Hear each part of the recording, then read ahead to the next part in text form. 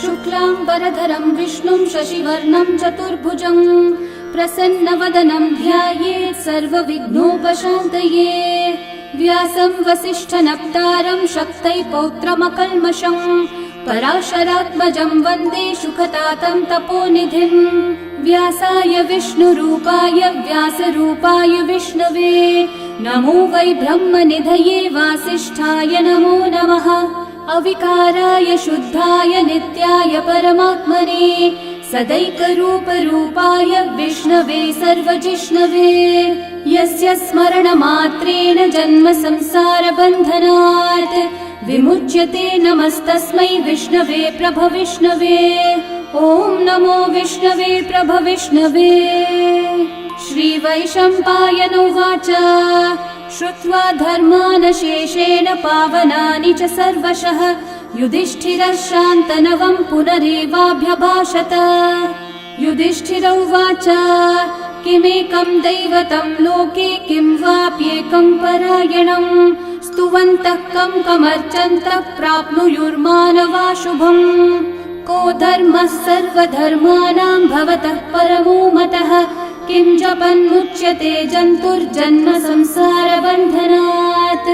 श्रीभीष्म उवाच जगत्प्रभुं देवदेवम् अनन्तं पुरुषोत्तमं स्तुवन्नामः सहस्रेण पुरुषस्तततोत्थितः तमेव चार्चयन् नित्यं भक्त्या पुरुषम् अव्ययम् ध्यायन् स्तुवन्नमस्यं च यजमानस्तमेव च।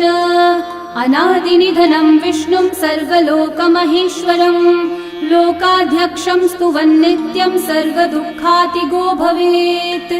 ब्रह्मण्यं सर्वधर्मज्ञं लोकानां कीर्तिवर्धनं लोकनाथं महद्भूतं सर्वभूतभवोद्भवम्। एष मे सर्वधर्माणां धर्मोऽधिकतमो मतः यद्भक्त्या पुण्डरीकाक्षं स्तवैरर्चैर्नरः सदा। परमं यो महत्तेजः परमं यो महत्तपः परमं यो महद्ब्रह्म परमं यः परायणम्। पवित्राणां पवित्रं यो मङ्गलानां च मङ्गलम् देवतं देवतानां च भूतानां यो व्ययः पिता यतः सर्वाणि भूतानि भवन्त्यादियुगागमे यस्मिंश्च प्रलयं यान्ति पुनरेव युगक्षये तस्य लोकप्रधानस्य जगन्नाथस्य भूपते विष्णोर्नाम सहस्रं मे शृणु पापभयापहम्।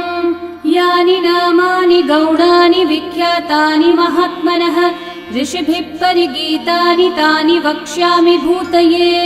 ऋषिर्नाम्नां सहस्रस्य वेदव्यासो महामुनिः छन्दोऽनुष्ठुप् तथा देवो भगवान् देवकीसुतः अमृतांशोद्भवो बीजं शक्तिर्देवकी नन्दनः त्रिसामा हृदयं तस्य शान्त्यर्थे विनियुज्यते।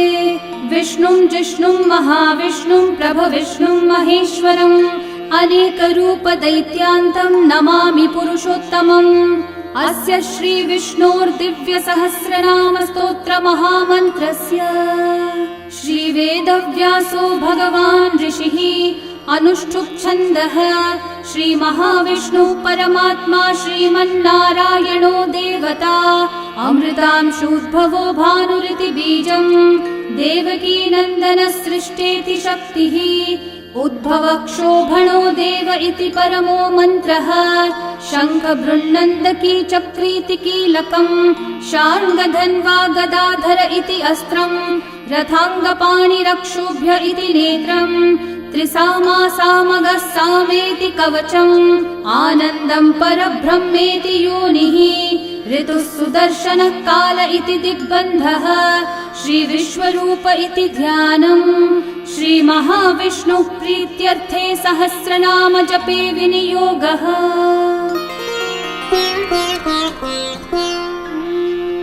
ध्यानम् क्षीरोधन्वत् प्रदेशे शुचिमणिविलसत्सैकते मौक्तिकानाम् माला क्लृप्तासनस्थस्फटिकमणिनिभैर्मौक्तिकैर्मण्डिताङ्गः शुभ्रैरभ्रैरतभ्रैरुपरि विरचितैर्मुक्तपीयूषवर्षैः आनन्देन पुनीयादरिनलिनगदा शङ्खपाणिर्मुकुन्दः भुः पादौ यस्य नाभिर्वियदसुरनिलश्चन्द्रसूर्यौ च नेत्रे कर्णावाशाः शिरौ द्योर्मुखमपि दहनो यस्य वास्तेयमब्धिः अन्तस्थं यस्य विश्वं सुरनरखगो भोगि गन्धर्वदैत्यैः चित्रं रं रम्यते तं त्रिभुवनविपुषं विष्णुमीशं नमामि।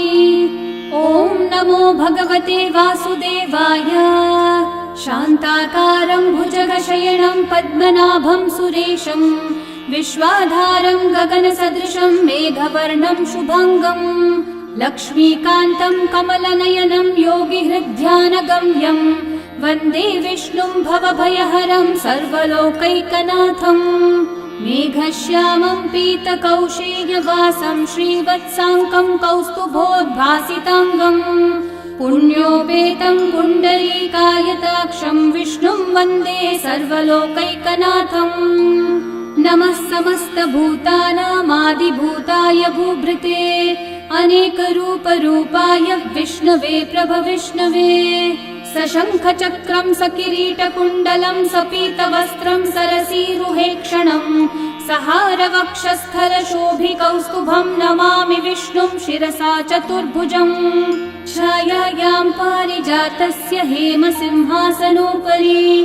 आसीनमम्बुदश्याममायताक्षम् अलङ्कृतम् चन्द्राननं चतुर्बाहुं श्रीवत्साङ्कितवक्षसं रुक्मिणी सत्यभामाभ्यां सहितं कृष्णमाश्रये। ॐ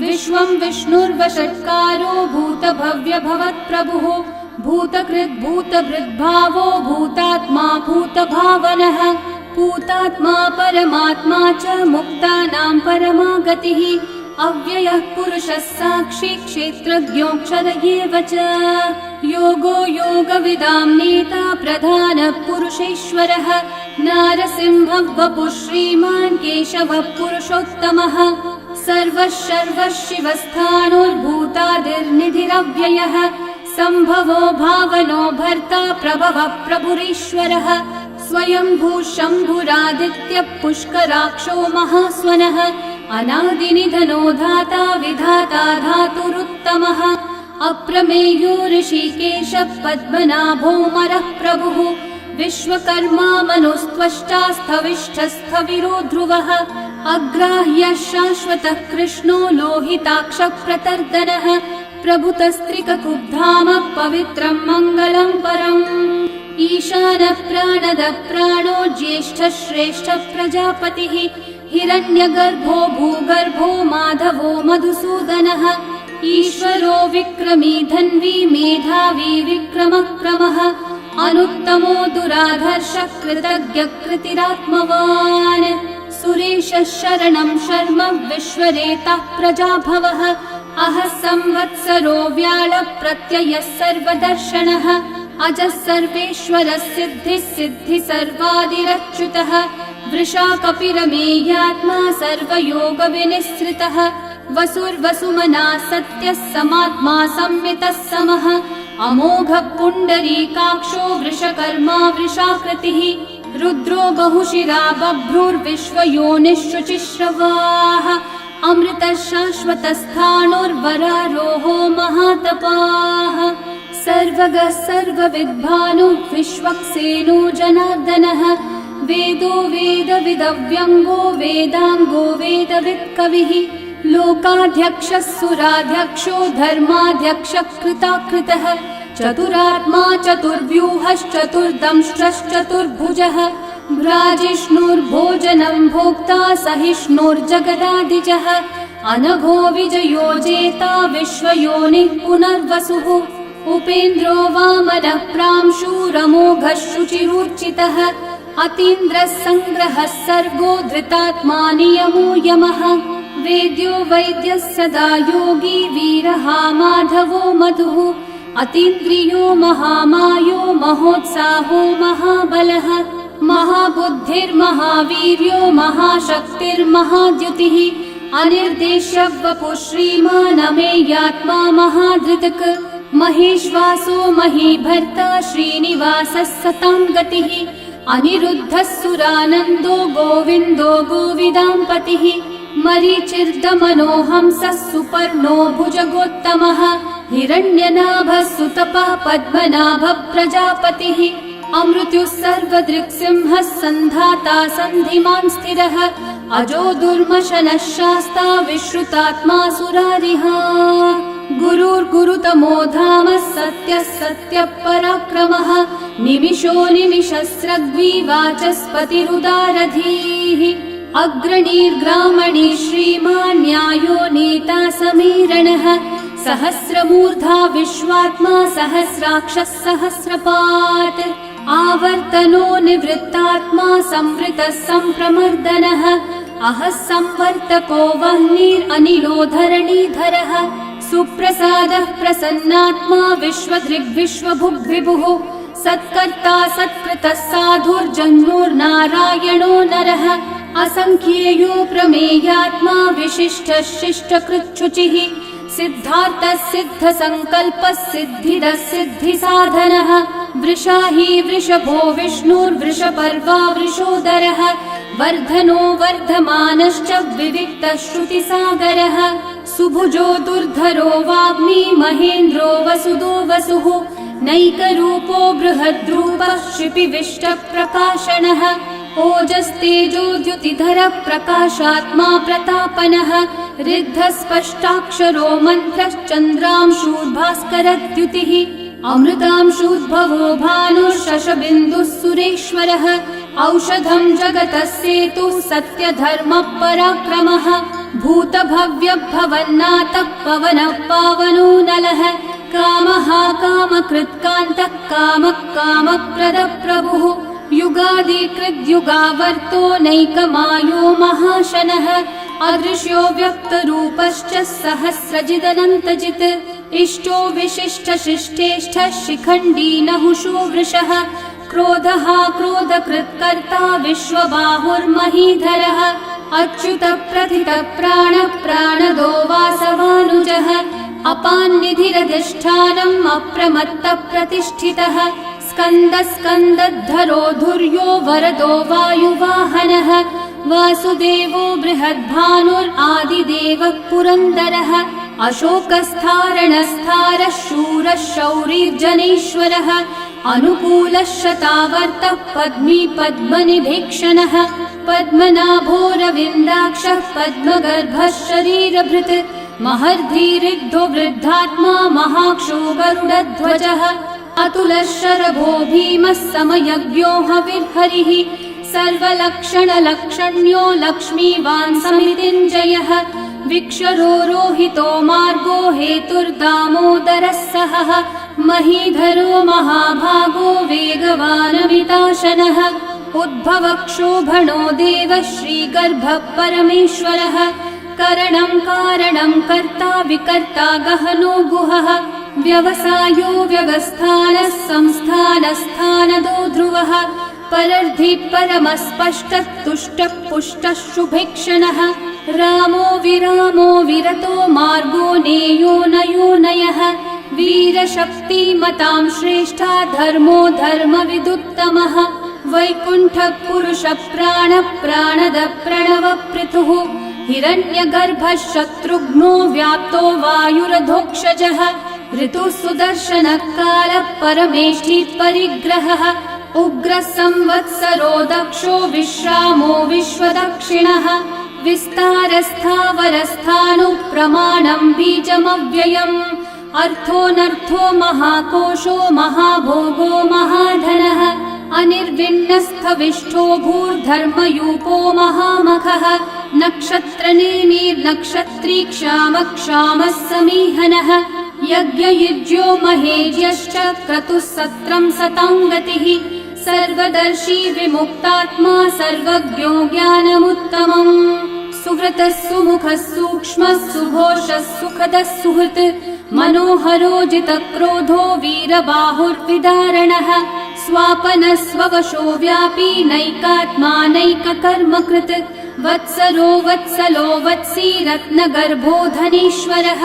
धर्मकृद्धर्मी सदसक्षरमक्षरम् अविज्ञाता सहस्रांशूर्विधाता कृतलक्षणः गभस्तिनेमि सत्त्वस्थः सिंहो भूतमहेश्वरः आदिदेवो महादेवो देवेशो देवभृद्गुरुः उत्तरो गोपतिर्गोप्ता ज्ञानगम्यः पुरातनः शरीरभूतभृद्भोक्ता कपीन्द्रो भूरि दक्षिणः सोमपोऽमृतपः सोमः पुरुजित्पुरुसत्तमः विनयोजयः सत्यसन्धो दाशारः सात्वतां पतिः जीवो विनयिता साक्षी मुकुन्दोऽमितविक्रमः अम्भो निधिरनन्तात्मा महोदधिशयोऽन्तकः अजो महार्हः स्वाभाव्यो जितामित्रप्रमोदनः आनन्दो नन्दनो नन्दः सत्यधर्मा त्रिविक्रमः महर्षि कपिलाचार्य कृतज्ञो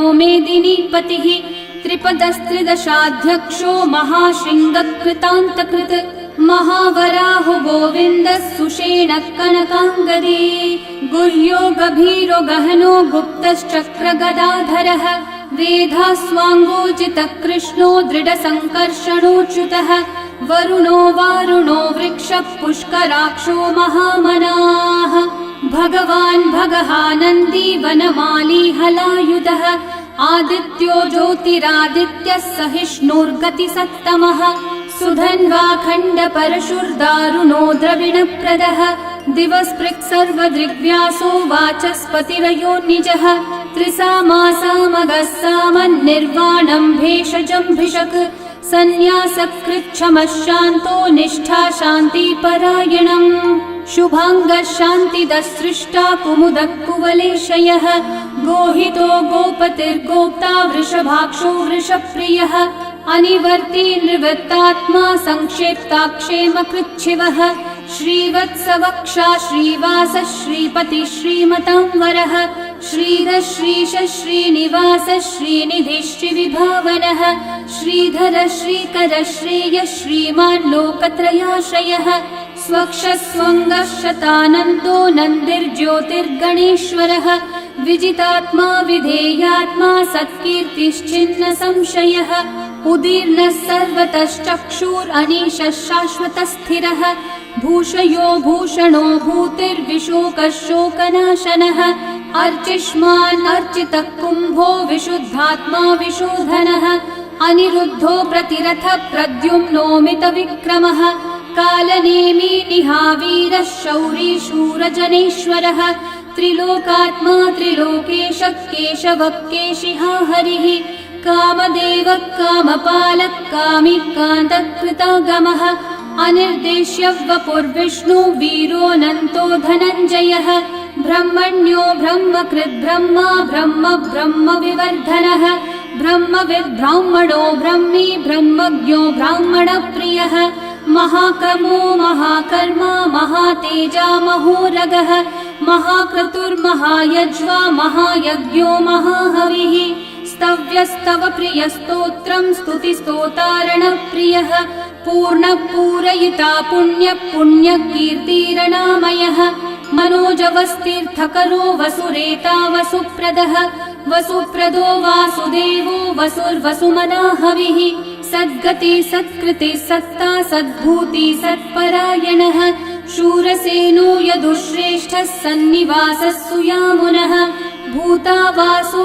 वासुदेवः सर्वासु निलयो नलः दर्पः दर्पदो दृप्तो दुर्धरोऽथा पराजितः विश्वमूर्तिर्महामूर्तिर्दीप्तमूर्तिरमूर्तिमान् अनेकमूर्तिरव्यक्तः शतमूर्तिः शताननः एकोनैकः स वः किं यतत्पदमनुत्तमम् लोकबन्धुर्लोकनाथो माधवो भक्तवत्सलः सुवर्णवर्णो हेमाङ्गो वराङ्गश्चन्दनाङ्गदे वीरः विषमः शून्यो घृताशीरशलश्चलः अमानी मानदो मान्यो लोकस्वामी त्रिलोकधृक् सुमेधामेधजो धन्यः सत्यमेधाधराधरः तेजो वृषो द्युतिधरः सर्वशस्त्रभृताम्बरः प्रग्रहो निग्रहो व्यग्रो नैकशृङ्गो गदाग्रजः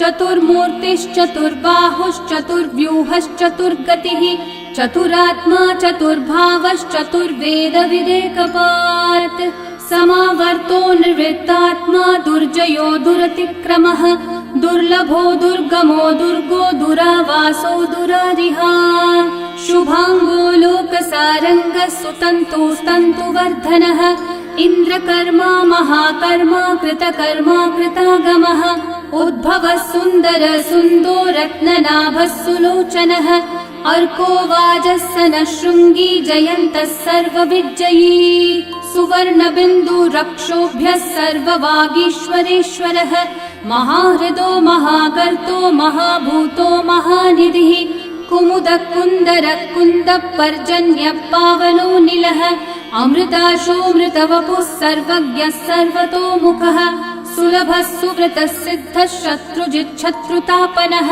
न्यग्रोधोदम्बरोऽश्वत्थः चाणूरान्ध्रनिषूदनः सहस्रार्ची सप्तजिह्वा सप्तैधा सप्तवाहनः अमूर्तिरनघोचिन्त्यो भयकृद्भयनाशनः अनुर्बृहत्कृशस्थूलो गुणवृन्निर्गुणो महान् अधृतः स्वधृतः स्वास्य प्राग्वंशो वंशवर्धनः भारभृत्कथितो योगी योगीशः सर्वकामदः आश्रमश्रमणः श्रामः सुपर्णो वायुवाहनः धनुर्धरो धनुर्वेदो दण्डो दमयिता दमः अपराजितः सर्वसहो नियन्ता नियमो यमः सत्त्ववान् सात्विकः सत्यः सत्यधर्मपरायणः अभिप्रायप्रियार्होर्हः प्रियकृत्प्रीतिवर्धनः विहाय स गतिर्ज्योतिः सुरचिर्हुतभुक्विभुः रविर्विरोचनः सूर्यः सविता रविलोचनः अनन्तो हुतभुग्भोक्ता सुखदो नैकजोऽग्रजः अनिर्विण्णः सदा मर्षि लोकाधिष्ठानमद्भुतः सनात् सनातनतमः कपिलः कपिरव्ययः स्वस्तिदः स्वस्तिकृत् स्वस्ति स्वस्ति भुक् स्वस्ति दक्षिणः अरौद्रः कुण्डली चक्री विक्रमयूर्जितशासनः शब्दातिगः शब्दसः शिशिरः शर्वरीकरः अक्रूरः पेशलो दक्षो दक्षिणक्षमिनाम्बरः विद्वत्तमो वीतभयः पुण्यश्रवणकीर्तनः उत्तारणो दुष्कृतिः पुण्यो दुःस्वप्ननाशनः वीरः रक्षणः सन्तो जीवनः पर्यवस्थितः अनन्तरूपोऽनन्तः श्रीर्जितमन्युर्भयापहः चतुर्रश्रो गभीरात्मा विदिशो व्यादिशो दिशः अनादिर्भूर्भुवो लक्ष्मी सुवीरो रुचिराङ्गदः जननो जनजन्मादि भीमो भीमपराक्रमः आधारनिलयो धाता पुष्पहासः प्रजागरः ऊर्ध्वगः सत्पथाचारः प्राणदः प्रणवपणः प्रमाणं प्राणनिलयं प्राणभृत् प्राणजीवनः तत्त्वं तत्त्वविदेकात्मा जन्म मृत्युजरातिगः भूर्भुवः स्वस्तरुस्तारः सविता प्रपितामहः यज्ञो यज्ञपतिर्यज्वा यज्ञाङ्गो यज्ञवाहनः यज्ञभृद्यज्ञकृद्यज्ञी यज्ञभुग्यज्ञसाधनः यज्ञातकृद्यज्ञगुह्यामन्नमन्नादयेव च आत्मयोनिः स्वयं जातो वैखानः सामगायनः देवकीनन्दनः सृष्टा शितीशः पापनाशनः शङ्खवृन्नन्दकी चक्री शार्ङ्गधन्वा गदाधरः रथाङ्गपाणिरक्षोभ्यः सर्वप्रहरणायुधः सर्वप्रहरणायुध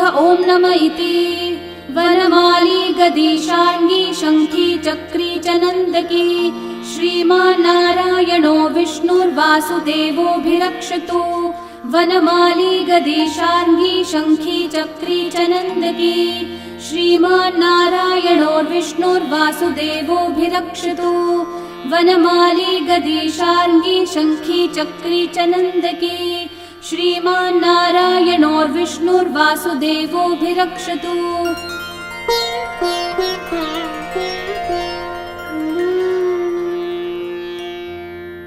इतीदं कीर्तनीयस्य केशवस्य महात्मनः नाम्नां सहस्रं दिव्यानामशेषेण प्रकीर्तितम्। य इदं शृणुयान्नित्यं यश्चापि परिकीर्तयेत् नाशुभं प्राप्नुयात् किञ्चित् सोमुत्रेह च मानवः।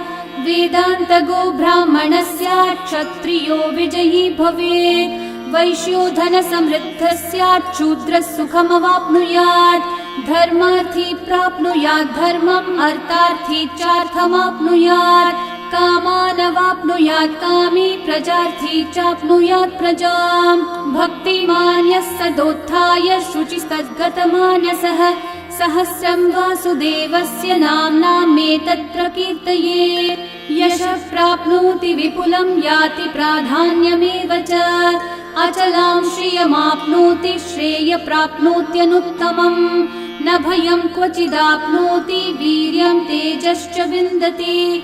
भवत्यरोगो द्युतिमान् बलरूपगुणान्वितः। रोगार्तो मुच्यते रोगात् बद्धो मुच्येत बन्धनात्। भयान्मुच्येत भीतस्थो मुच्येतापन्न आपदः।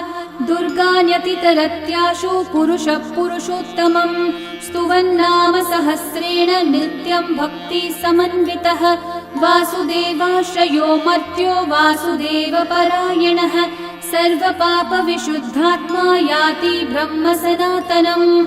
न वासुदेव भक्तानामशुभं विद्यते क्वचित्। जन्म मृत्यु जरा व्याधि भयं नैवोपजायते। इमं स्तवमधीयानः श्रद्धा भक्ति समन्वितः। युज्येतात्मसुखः शान्ति श्रीधृति स्मृतिकीर्तिभिः। न क्रोधो न च मात्सर्यं न लोभो नाशुभा मतिः। भवन्ति कृतपुण्यानां भक्तानां पुरुषोत्तमे। द्यौस चन्द्रार्कनक्षत्राखं दिशो भूर्महो दधिः। वासुदेवस्य वीर्येण विदतानि महात्मनः। ससुरासुरगन्धर्वं स यक्षोरगराक्षसं।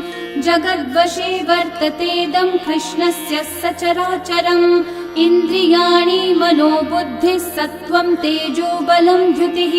वासुदेवात्मकन्याहुः क्षेत्रं क्षेत्रज्ञ एव च। सर्वागमानामाचार प्रथमं परिकल्पते। आचार प्रभवो धर्मो धर्मस्य प्रभुरच्युतः। ऋषयः पितरो देवा महाभूतानि धातवः। जङ्गमाजङ्गमं चेदं जगन्नारायणोद्भवम्। योगो ज्ञानं तथा साङ्ख्यं विद्या शिल्पादिकर्म च। वेदाः शास्त्राणि विज्ञानम् एतत् सर्वं जनार्दनात्। एको विष्णुर्महद्भूतं पृथक् भूतान्यनेकशः। त्रीन् लोकान् व्याप्य भूतात्मा भुङ्क्ते विश्वभुगव्ययः। इमं स्तवं भगवतो विष्णोर्व्यासेन कीर्तितम्। पठ्येद्य इच्छेत् पुरुषः श्रेयः प्राप्तुं सुखानि च।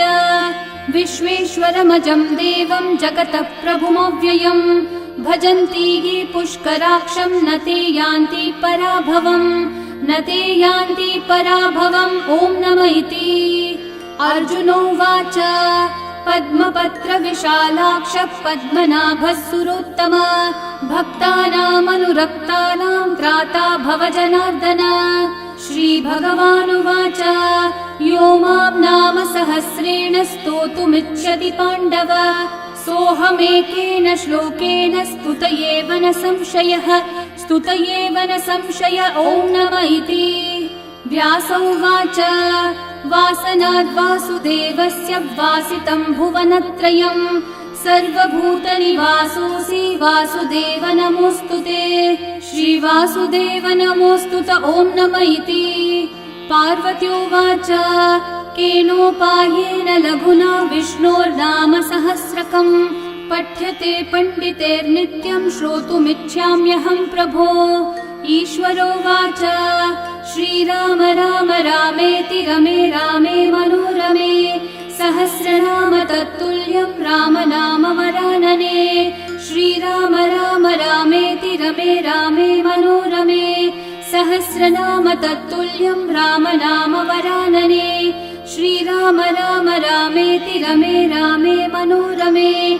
सहस्रनाम तत्तुल्यं रामनाम वरानने श्रीरामनाम वरानन ॐ नम इति ब्रह्म उवाच नमोऽस्त्वनन्ताय सहस्रमूर्तये सहस्रपादाक्षि शिरोरुबाहवे सहस्रनाम्ने पुरुषाय शाश्वते सहस्रकोटियुगधारिणे नमः सहस्रकोटियुगधारिण ॐ नम इति सञ्जय उवाच यत्र योगेश्वर कृष्णो यत्र पार्थो धनुर्धरः तत्र श्रीर्विजयो भूतिर्ध्रुवा नीतिर्मतिर्मम श्रीभगवानुवाच अनन्याश्चिन्तयन्तो मा ये जनाः पर्युपासते तेषां नित्याभियुक्तानां योगक्षेमं वहाम्यहम् परित्राणाय साधूनां विनाशाय च दुष्कृतां धर्म संस्थापनार्थाय